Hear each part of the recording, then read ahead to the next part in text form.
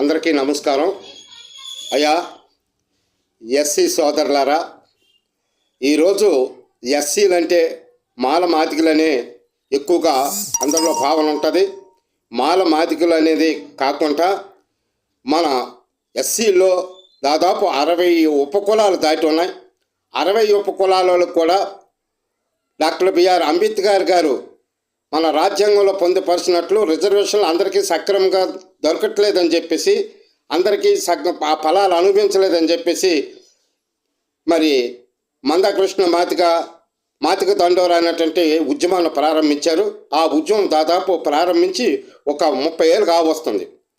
మరి ఈ 30 ఏళ్ళలో కూడా ఏవో రాజకీయ ఆటుపాట్లతో తట్టుకొని అధికారంలోకి వచ్చిన ప్రతి ఒక్కరు కూడా మీకు అది చేస్తాం ఇది చేస్తామని అటువైపు నుంచి మాలల్లి రెచ్చగొట్టారు, ఇటువైపు నుంచి మాతికల్లో రెచ్చగొట్టారు. ఈ మధ్యలో మనతో పాటు మన ఉపకులాలలో కూడా ఎలాంటి మేలులు పొందుకోకుండా నలిగి బాగా ఒకరి మీద ఒకరికి ద్వేషము అసూయ పెంచుకొని ఉన్నాం. ఈ సందర్భంలో మరి బీజేపీ ప్రభుత్వం గతంలో మాకు సపోర్ట్ చేస్తే మీకు వర్గీకరణ చేస్తామని చెప్పేసి మాట ఇచ్చింది. ఆ మాట ప్రకారంగానే సుప్రీంకోర్టులో వర్గీకరణ చేసి మరి ప్రతి రాష్ట్రంలో అసెంబ్లీలకే అధికారాలు ఇచ్చింది, అది అమలుపరుచుకోమని.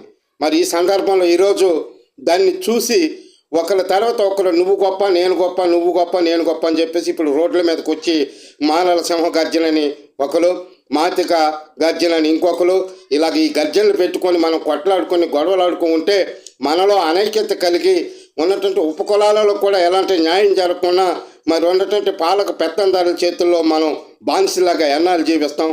కనుకనే నేను ఒక మాట చెప్పదలుచుకున్నాను. కార్ల్ మార్క్స్ కూడా ఆయన ఎందుకు ఒకే ఉద్దేశంతో మాట్లాడాడు, మానవ శ్రమతో కూడినటువంటి సంపద దోపిడీకి గురవుతుంది కాబట్టి పోరాడి ప్రకృతి సంపదను కూడా జోడించి వశపరుచుకొని అందరూ సమానంగా ఉండాలి, సమానంగా పంచుకోండి, సంపదని అందరూ సమానంగా అనుభవించాలని చెప్పేసి ఆ మహానుభావుడు ఇచ్చినటువంటి గొప్ప సూక్తిది. మరి అలాంటి ఆలోచన మనకి కలగకున్నా, సంపదలో భాగానికి మనం పోరాడనుకున్నా, మరి ఎంతసేపు కూడా మనకు హక్కుల కోసమో సంపద మన చేతికి వస్తే హక్కులు ఆటంతటవే వస్తాయి. రాజ్యాధికారం కోసం మనం కొట్లాడలేదు, సంపద కోసం కొట్లాడలేదు, ఎంతసేపు రిజర్వేషన్ కోసం మనలో మనం కొట్లాడుకుంటే కోతే దెబ్బలాడుకుంటే ఇంకేదో వచ్చి పట్టుకుపోయినట్లు ఉంది.